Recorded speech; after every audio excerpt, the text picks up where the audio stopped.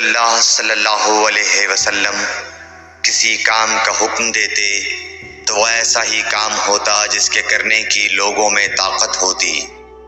اس پر صحابہ کرام نے عرض کیا کہ یا رسول اللہ، ہم لوگ تو آپ جیسے نہیں ہیں، آپ تو معصوم ہیں اور آپ کی اللہ پاک نے اگلی پچھلی سب لغزشیں معاف فرما دی ہیں، اس لیے ہمیں اپنے سے کچھ زیادہ عبادت کرنے کا حکم فرمائیے۔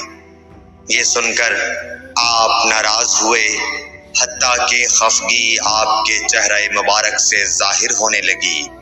پھر فرمایا کہ بے شک میں تم سب سے زیادہ اللہ سے ڈرتا ہوں اور تم سب سے زیادہ اسے جانتا ہوں، بس تم مجھ سے بڑھ کر عبادت نہیں کر سکتے۔